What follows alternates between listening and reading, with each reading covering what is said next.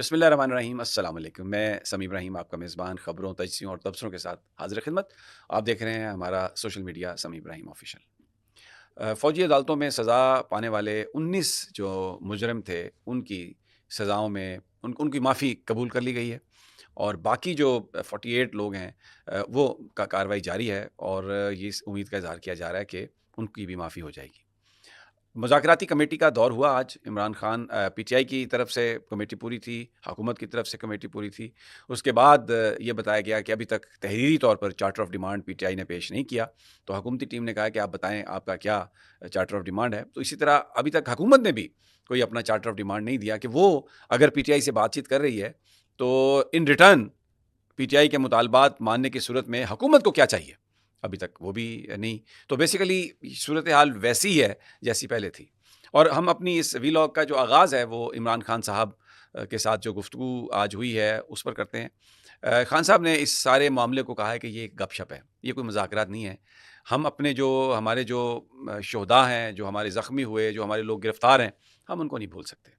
اور جب تک 26 نومبر کے سانحے کی تحقیقات کے لیے جوڈیشل کمیشن نہیں بنتا اور جو سارے پولیٹیکل قیدی ہیں ان کو رہائی نہیں ملتی، تب تک نہ کوئی یہ مذاکرات ہیں، اور نہ ہی ہم جو اپنی احتجاج کی اپیل ہے وہ واپس لیں گے، اور نہ ہی ہم جو خاص طور پر جو ترسیلات زر ہیں جو باہر سے پاکستانی پیسے بھیجتے ہیں، اور نہ ہی میں یہ ان سے کہوں گا کہ وہ وہاں سے پیسے بھیجنے والی جو میری نہ بھیجنے کی جو اپیل تھی اس پر عمل درآمد نہ کریں۔ میں اس اپیل کو واپس نہیں لے رہا، اور میں اپنے ساتھیوں کو، اپنے لوگوں کو نہیں بھول سکتا۔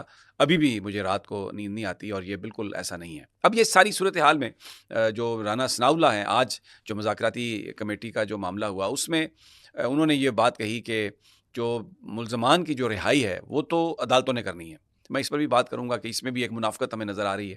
ملزمان کی رہائی عدالتیں نہیں کرتی، لیکن جب پروسیکیوشن یہ کہتا ہے کہ ہمیں یہ بندے انوالو نہیں، ہمیں نہیں چاہیے یہ بندے، یہ ملزمان نہیں ہیں، تو پھر عدالتیں تو سزا نہیں دیتی۔ لیکن یہ میں اس پہ بعد میں آتا ہوں۔ سب سے پہلی بات یہ ہے کہ اگر عمران خان صاحب یہ کہتے ہیں پاکستانیوں سے کہ آپ انویسٹمنٹ نہ بھیجیں، تو دوسری طرف ایس آئی ایف سی جو ایک کمیٹی بنائی گئی ہے پاکستان میں انویسٹمنٹ لانے کے لیے، اس کمیٹی کے اجلاس میں وزیر اعلیٰ خیبر پختونخوا شرکت کرتے ہیں، تو اس سے کیا میسج جاتا ہے؟ اس کا کیا مطلب ہے؟ یعنی جو بیرون ملک پاکستانی ہیں ان سے خان صاحب تو یہ کہہ رہے ہیں کہ آپ انویسٹمنٹ بھیجیں ہی نہ، آپ کوئی اپنے گھروں میں جو خرچے کے پیسے ہیں وہ بھی نہ بھیجیں آپ بینکنگ چینل کے ذریعے، کیونکہ گورنمنٹ کو یہ بتانا ہے کہ آپ جو کر رہے ہیں غلط ہیں۔ No rights no remittances. تو پھر یہ کیا ہے کہ کس طرح علی امین گنڈا پور ایس آئی ایف سی کی میٹنگ میں جاتے ہیں؟ ایس آئی ایف سی کی میٹنگ تو ہے ہی پاکستان میں رقم لانے کے لیے، پاکستان میں انویسٹمنٹ لانے کے لیے۔ تو علی امین گنڈا پور وہاں پہ جا کے کس کی خدمت کر رہے ہیں؟ کس کے کہنے پہ وہاں پہ جا رہے ہیں ایس آئی ایف سی کی میٹنگ میں؟ اور کیا عمران خان صاحب نے اجازت دی ہے انہیں؟ جو میرے پاس اطلاعات ہیں، جب یہ کہا جا رہا ہے کہ آپ پاکستانیوں سے کہ آپ ادھر اپنے جو گھر والوں کے اخراجات کے لیے بھی پیسے نہ بھیجیں، تو ان حالات میں پاکستان کے اندر جو انویسٹمنٹ کی کارروائی ہو رہی ہے، جو کوششیں کی جا رہی ہیں، اس میں علی امین گنڈا پور کی شرکت، وزیر اعلیٰ کے پی کی شرکت، یہ کیا میسج دے رہی ہے؟ کہ عمران خان کی بات کو نہیں مانا جا رہا، عمران خان کی بات کو نظر انداز کیا جا رہا ہے، ان کی جو رائے ہے، ان کی جو پالیسی ہے، اس کے خلاف چلتے ہوئے ایس آئی ایف سی کی میٹنگ میں آپ جاتے ہیں؟ کیونکہ یہ تو سب کچھ پاکستان کی مخالفت میں نہیں کہا جا رہا کہ آپ یہاں پہ ریمیٹنسز نہ بھیجیں، پیسے نہ بھیجیں۔ یہ تو حکومت پر دباؤ ڈالنے کے لیے کہ آپ لوگوں کے رائٹس دیں۔ جو 8 فروری کو آپ نے بے ایمانی کی ہے، اور جو آپ نے 4000 ووٹ والوں کو 1 لاکھ کے جس نے ووٹ لیا اس کے اوپر جتوا کے تو یہ گورنمنٹ میں بٹھا دیا ہے، اور پھر لوگوں کو پکڑ لیا ہے، گرفتار کر لیا ہے، سیاسی قیدیوں پر آپ نے مقدمات دہشت گردی کے قائم کر کے ان کو دہشت گرد ڈکلیئر کر دیا۔ آپ اس کو واپس لیں، وہ تو خان کی اپیل تو اس لیے ہے۔ تو اگر آپ ایس آئی ایف سی کی میٹنگ میں جا کے بیٹھتے ہیں اور پاکستان میں انویسٹمنٹ لانے کی کوششوں میں آپ شریک ہیں، تو آپ تو خان کی اپیل کی خود مخالفت کر رہے ہیں۔ It's a very important question. Ali Amin Gandapur should address that. یہ سوال کیا جا رہا ہے، یہ سوال ہو رہا ہے کہ یہ علی امین گنڈا پور پھر کس کو سرو کر رہے ہیں، کس کے ساتھ ہیں، واضح کریں۔ ادھر ہیں ادھر ہیں، کیا کوئی کرسی بچانے کے لیے کمپرومائز ہے؟ یہ بات کی سمجھ نہیں آ رہی، یا مجھے بتائیے کہ یہ ایک سوال ہے ہمارا جس کا جواب دیں علی امین گنڈا پور، اور یہ سوال ہر جگہ پہ ڈسکس ہو رہا ہے۔ اب میں نے جو آپ سے کہا حکومت کی منافقت کیا ہے، علی امین گنڈا، وہ جو اپنا رانا ثناء اللہ صاحب کہتے ہیں جی ہم تو قیدی نہیں رہا کر سکتے، حکومت کیسے رہا کر سکتی ہے؟ یہ تو رہا کرنے عدالت نے۔ حکومت ایسے ہی رہا کر سکتی ہے جیسے رانا ثناء اللہ کا مقدمہ، جیسے آصف زرداری کے مقدمات، جیسے شہباز شریف کی کرپشن کے مقدمات، جیسے حمزہ شہباز کی کرپشن کے مقدمات، سلمان شہباز کی کرپشن کے مقدمات، وہ سارے کے سارے پروسیکیوشن نے آگے کہا کہ ہم واپس لینا چاہتے ہیں. انہوں نے واپس لے لیے، عدالت نے ان کو رہا کر دیا. جبکہ پی ٹی آئی کے جو لوگ ہیں ان کے اوپر کوئی کرپشن کے چارجز نہیں ہیں، ان کے اوپر دہشت گردی کے فالس چارجز ہیں. یعنی وہ پولیٹیکل پرزنر تھے، اگر وہ جلسہ کرنے گئے ہیں عمران خان کی رہائی کے لیے تو ان پر دہشت گردی کی دفعات لگا دی گئی ہیں. وہ دہشت گرد نہیں ہے، لیکن ان کو دہشت گرد بنایا گیا ہے دفعات لگا کے. ابھی وہ عدالتوں نے ان کو سزائیں نہیں دی. تو جناب یہ ایک ایسی منافقت ہے جس کو عمران خان صاحب نے صحیح بتایا، جو میں نے آپ سے کہا کہ یہ گپ شپ ہے.